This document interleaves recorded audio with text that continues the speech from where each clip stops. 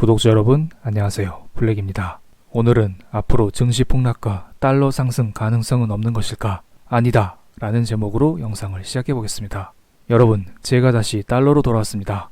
달러는 대표적인 안전자산이기 때문에 시장이 좋지 않으면 달러는 일반적으로 상승합니다. 그래서 주식 투자하시는 분들도 늘 달러를 체크해야 합니다. 주식은 대표적인 위험자산이고 달러는 대표적인 안전자산이잖아요. 둘은 대체로 반대로 움직입니다. 이번 영상의 주제는 달러지만 영상 중간중간에 주식 이야기도 하겠습니다. 영상 고정해주세요. 썸네일에 달러는 언제 다시 오를까? 라고 써있는데 이것은 곧 주식은 언제 다시 떨어질까와 동일한 내용입니다. 달러에 대한 제 견해는 여러 차례 설명을 드렸습니다. 달러는 일단 하단 지지선이 매우 많고 지금 시장의 악재가 매우 많습니다. 그래서 안전자산인 달러는 쉽게 떨어지진 않겠지만 지금 연준에서는 시중에 달러를 무한대로 뿌리고 있습니다. 어느 지점일진 모르겠지만 결국 달러는 하향 안정화를 할 것이라 봅니다. 미국 중앙은행인 연준에서도 이것을 원하고 있습니다. 저의 설명이 조금 애매하다고요? 제가 애언자도 아닌데 어떻게 맞추나요? 그래서 달러 투자 방법은 과거에 여러 차례 공유드렸습니다. 달러를 들고 그냥 현금채로 들고 계시면 된다 안 된다? 안 된다고 했습니다. 달러를 들고 미국 주식을 사시라고요. 그런데 이제 와서 조금 늦어 보이죠. 그럼 스스로 판단하에 미국 S&P 지수를 기초자산으로 하는 SPY, 스파이를 매수하시든지 미국 국채를 기초자산으로 하는 TLT, 금 관련 GLD, 회사채 관련 LQD 등 다양한 상품이 많습니다. 어쨌든 달러에 대한 저의 견해는 여기까지만 설명드리겠습니다. 지금부터는 달러 가치에 영향을 미치는 여러 가지 사건들을 체크해 보겠습니다. 하나씩 가볍게 살펴보고 과연 언제 어떻게 달러가 다시 오를 수 있을지 살펴보겠습니다. 이 그림은 많이 보셨죠? 달러 상승에 영향을 미칠 수 있는 4가지 사건입니다. 첫 번째로는 코로나가 있습니다. 코로나가 가장 큽니다. 코로나로 인해서 달러의 가치가 상승할 수도 있지만 코로나가 나머지 3가지 사건에 영향을 미쳐서 추가적인 달러 상승을 유발할 수도 있습니다. 그렇기 때문에 우리는 늘 코로나가 진정되는지 체크를 꼭 해야 합니다. 트럼프 대통령은 며칠 전 3단계 경제 정상화 방안을 공개했습니다. 지금 미국의 코로나는 매우 심각한 상태입니다. 그래서 트럼프 대통령은 이대로 집안에서 굶어 죽으니 차라리 일터로 나가서 병 걸려 죽자라고 말하고 있습니다. 제가 약간 재미있게 말씀드린 겁니다. 그래서 1단계, 2단계, 3단계 이런 방안들을 공개했는데 약간의 문제가 있습니다. 무슨 문제냐고요? 아주 가볍게만 체크해 볼게요. 지금 만약 1단계 조건을 충족하면 기업에서는 원격 근무가 가능하고 단계적으로 일터로 복귀할 수는 있지만 사람들이 모이거나 접촉할 수 있는 공용구역은 폐쇄하도록 했습니다. 그리고 이러한 1단계 요건이 2차례 충족이 되면은 2단계를 시행하도록 했고 이러한 1단계 요건이 3차례 충족이 되면은 지금의 코로나 사태로부터 완전히 해방된다고 설명을 하고 있습니다. 그럼 도대체 1단계 요건이 뭘까요? 14일간 환자 수가 하향 곡선을 그린다고 했습니다. 이게 가능할까요? 지금 미국에서는 코로나 신규 확진자 수가 감소하다가 다시 증가하는 듯한 움직임을 보이고 있습니다. 1단계 요건에서 14일이 무슨 말인가요? 아직 14일 중 하루 이틀도 충족시키지 못하고 있습니다. 지금으로서는 시장은 단순히 앞으로 먼 미래의 경제 정상화에 대한 기대감으로 인해서 달러는 하향 안정화되고 주가는 상승하는 것으로 보입니다. 그리고 코로나와 관련해서 보건뉴스 전문 사이트 스탯은 시카고 의대 연구진이 코로나 환자 125명을 대상으로 실시한 3단계 임상실험에서 길리어드사의 렘데시비르를 투여받은 환자들이 고열과 호흡기 증세로부터 빠르게 회복이 됐고 환자 대부분은 일주일이 채 안 돼서 퇴원했다고 보도를 했습니다. 여기 보면 래피드 리커버리가 나오죠. 급격한 회복을 했다고 합니다. 그런데 이 기사에 대해서 길리어드사는 아직 공식적인 발표가 아니라고 이를 부정했습니다. 하지만 시장은 이를 매우 큰 호재로 인식하여 지난주 금요일 미국과 한국 증시는 큰 상승을 보여줬습니다. 그에 반해 달러는 100 아래로 떨어지면서 하향 안정화 추세를 그리고 있습니다. 여기에서 알 수 있는 달러 상승 요인 첫 번째, 지금 시중에 발표되고 있는 여러 가지 치료제의 약효가 기대 이하라는 소식이 들려와야 됩니다. 그리고 미국에서 신규 확진자 수가 조금씩 증가하고 있습니다. 오른쪽 그래프를 볼까요? 여기에서 파란색 커브가 미국의 신규 확진자 수고 오렌지색이 뉴욕의 신규 확진자 수입니다. Y축 스케일이 조금 달라요. 미국은 왼쪽 Y축을 보시면 되고 뉴욕은 오른쪽 Y축을 보시면 됩니다. 이게 지난주 목요일까지 자료인데 얼핏 보면 미국에서 신규 확진자 수가 다시 증가하고 있는 것으로 보입니다.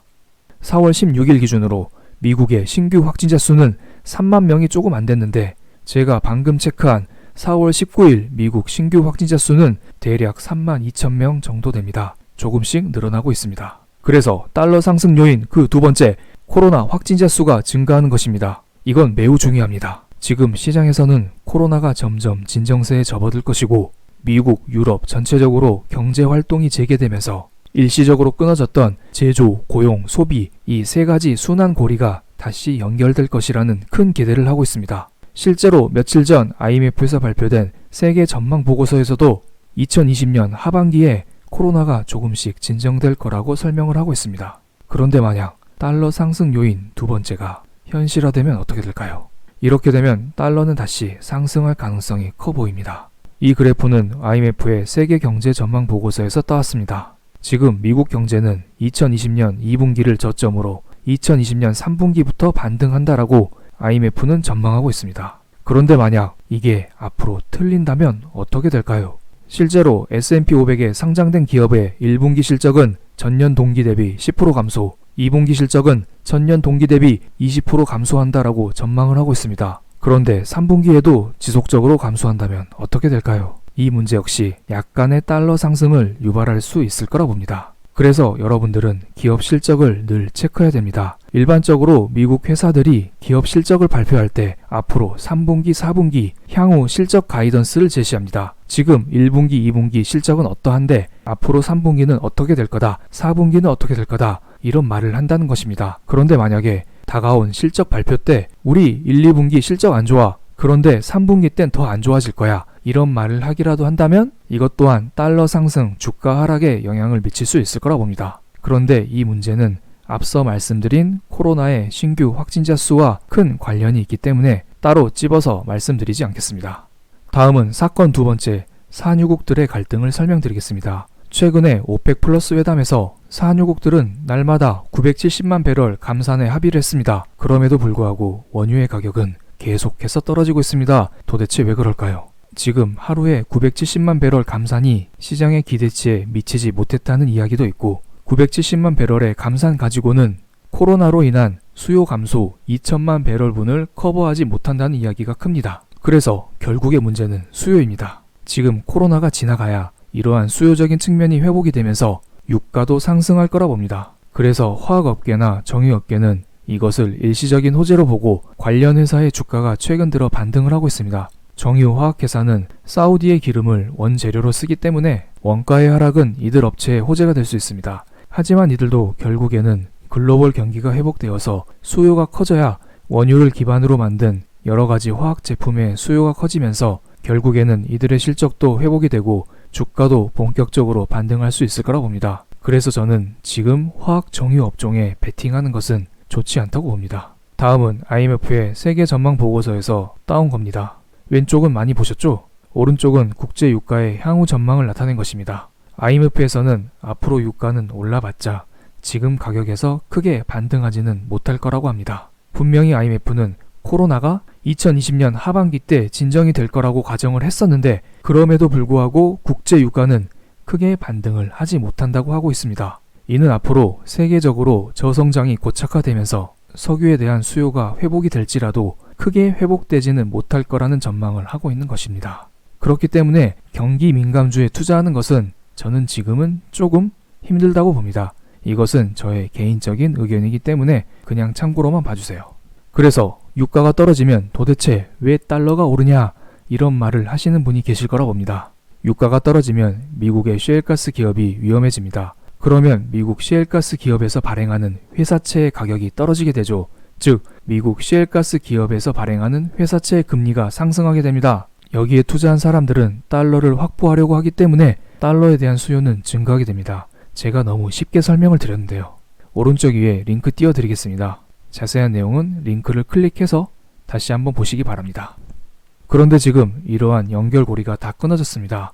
지금 미국 연준에서는 무제한 양적 완화를 발표했습니다. 그래서 우량 등급에서 투기 등급으로 강등된 회사채까지 다 사준다고 발표를 했습니다. 이러한 이유로 지금 WTI 유가가 18달러까지 떨어졌음에도 불구하고 달러 인덱스는 크게 상승하지 않습니다. 참 이상하죠. 연준의 돈의 힘이 매우 무서운 모양입니다. 유가가 떨어져서 셰일가스 기업의 회사채가 위험해져도 상관없다. 어차피 연준에서 다 사줄 거다 이겁니다. 물론 연준에서 셰일가스 기업에서 발행하는 회사채를 직접 사주는 것은 아닙니다. 지금 미국 셰일가스 기업의 회사채가 많이 포함되어 있는 하이힐드 채권금리 스프레드를 살펴보겠습니다. 하이힐드 채권금리 스프레드는 한때 11%까지 올랐다가 연준의 회사채 매입 발표 이후에 지금 7%대로 안정화됐습니다. 지금 유가가 계속해서 떨어지고 있죠. 그럼에도 불구하고 하이힐드 채권금리 스프레드는 안정적으로 움직이고 있습니다. 이것은 사람들이 연준을 믿고 있다는 증거이기도 합니다. 이 문제는 나중에 리스크로 다가올 수 있지만 지금 연준에서 돈을 무한대로 계속해서 풀고 있는 한 유가의 하락은 달러 상승으로 이어질 가능성이 매우 낮아 보입니다. 제가 전제를 하나 말씀드렸죠. 연준에서 돈을 계속해서 무한대로 풀고 있는 한 계속 돈을 풀어줘야만 유가 하락이 달러 상승으로 연결되진 않습니다. 사건 세 번째, 유럽 경제 위기를 살펴보겠습니다. 지금 코로나로 인해서 관광산업을 주산업으로 하고 있는 유럽의 여러 나라들이 매우 힘든 상태입니다. 특히 남유럽 여러 국가들은 예전부터 재정 상태가 매우 좋지 않았습니다. 이탈리아, 그리스 이런 나라들 많이 힘든 거 다들 아시죠? 지금 이탈리아 10년물 채권 금리를 보겠습니다. 10년물 채권 금리가 상승하고 있다는 것은 사람들이 그 나라의 국채를 사지 않는다는 것입니다. 그래서 이탈리아에서는 우리 국채 좀 사줘 이러면서 울며 겨자 먹기로 채권 금리를 높게 가져가는 겁니다. 우리나라도 1997년 IMF 때 채권 금리가 꽤 급등했던 적이 있었습니다. 지금의 이탈리아 국채 금리 상승은 그만큼 이탈리아 경제 상태가 좋지 않다는 것을 의미합니다. 몇 주 전에 제가 영상에서 설명드렸을 때 이탈리아 국채 금리가 1.5% 부근에서 움직이고 있었는데 지금 어느덧 1.8%까지 올랐습니다. 며칠 전에는 2%까지 올라왔었네요. 이탈리아에 무슨 문제라도 있는 것일까요? 저도 정확히는 알 수 없지만 이탈리아 국채 금리가 계속해서 올라간다면 시장에서 이것을 한 차례 문제 삼을 수도 있습니다. 즉, 이로 인해서 달러 상승과 주가 하락이 충분히 나올 수도 있다는 것입니다. 그래서 유럽에서는 공동보증 코로나 채권을 발행하고자 합니다. 마카롱을 좋아하는 프랑스 대통령 마크롱은 EU 공동보증 코로나 채권 발행을 재차 촉구했고 지금 독일의 메르켈 총리는 코로나 채권 발행을 반대하고 있습니다. 지금 부채 비율이 높은 남유럽 국가들은 코로나 채권 발행에 찬성하고 있고 상대적으로 상태가 괜찮은 북유럽 회원국들은 반대하고 있는 상태입니다. 하지만 만약에 이탈리아 문제가 터지고 그 옆에 있는 그리스, 스페인 이런 나라들이 점차적으로 문제가 생긴다면 유럽은 코로나 채권을 발행하면서 공동 대응을 할 거라 봅니다. 그렇기 때문에 저는 이번에는 일시적이라는 말을 썼습니다. 달러 일시적 상승 요인 세 번째, 남유럽 재무 리스크 발발이라고 하겠습니다. 사건 네 번째는 신흥국 문제입니다. 지금 남아공과 아르헨티나의 상태가 매우 좋지 않습니다. 특히 아르헨티나는 이번에 9번째 디폴트 선언을 앞두고 있다고 합니다. 그래서 며칠 전 아르헨티나 정부는 이자와 원금을 일부 삭감하고 부채 상환을 3년 정도 늦춰달라는 조정안을 제시했습니다. 실제로 아래 표는 IMF에서 발표한 2020년, 2021년 신흥국의 GDP 성장률입니다. 아시아 국가 대부분은 마이너스 성장을 기록하고 있습니다. 특히 러시아, 브라질, 멕시코, 사우디아라비아 이런 나라들의 GDP 성장률은 처참합니다. 게다가 신흥국들은 미국처럼 달러를 찍어낼 수도 없고 유럽처럼 유로화를 찍어낼 수도 없습니다. 이들은 기축통화국이 아닙니다.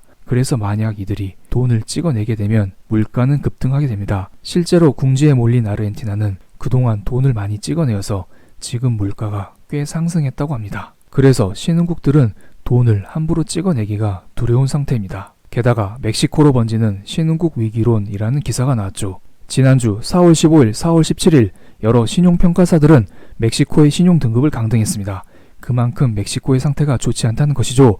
그런데 멕시코의 10년 만기 채권 금리를 보겠습니다. 아까 이탈리아와 조금 다릅니다. 지금 멕시코의 상태가 안 좋다고 난립니다. 그런데 멕시코의 10년 만기 채권 금리는 계속해서 떨어지고 있습니다. 어라? 채권 금리가 떨어진다는 것은 멕시코의 재정 상태가 좋아지고 있다는 것인데요. 도대체 멕시코에는 무슨 일이 생겼을까요? 최근에 아래와 같은 뉴스가 떴습니다. G20 1조 달러 규모 저소득국 자금 지원 패키지 합의. 여기서 말한 저소득국은 멕시코, 브라질 같은 신흥국을 말합니다. 지금 IMF뿐만 아니라 G20에서도 신흥국들을 지원하기 위해서 돈을 뿌려준다고 합니다. 물론 이것은 뿌려주는 게 아니라 빌려주는 것이겠죠. 그래서 저는 신흥국 문제 역시 달러의 일시적인 상승 요인이라 봅니다. 만약 신흥국에 문제가 터진다면 국제 공조가 나오면서 신흥국에 더더욱 풍부한 자금을 지원해 줄 수 있기 때문입니다. 그래서 저는 지금 상태에서는 신흥국 문제는 큰 리스크가 되지는 않을 거라 봅니다. 물론 제가 앞서 말씀드린 사건 3 유럽 문제, 사건 4 신흥국 문제 이런 것들 여전히 남아 있습니다. 그리고 이런 걸로 인해서 유럽과 신흥국들의 경기 둔화, 저성장 이런 문제는 계속해서 있을 거라 봅니다. 저는 단지 달러 측면에서만 말씀드렸을 뿐입니다. 지금 제가 4가지 사건을 말씀드렸었는데 마지막 5번째, 미국 중앙은행의 유동성 축소가 새로 나타났습니다. 지난주에 연준은 국채 매입 규모를 일주일에 1,500억 달러 정도 했었는데 이번 주부터는 그 절반인 750억 달러로 줄인다고 합니다. 정확히 말씀드리면 유동성을 축소하는 게 아니라 유동성을 공급해 오던 것을 조금은 줄인다는 것이죠. 다시 말씀드리면 유동성을 공급하는 방향은 같은데 그 속도를 조금 줄인다는 것이죠. 물리적으로 설명드리면 속도의 방향은 같은데 그 가속도를 조금 줄인다고 생각하시면 될 것 같습니다. 이 문제는 제가 다음 영상에서 다시 체크해 드리겠습니다. 조금 중요합니다. 앞서 말씀드린 4가지 리스크를 모두 다 상쇄시킬 만큼요. 그럼 오늘 영상 여기에서 마치겠습니다. 감사합니다.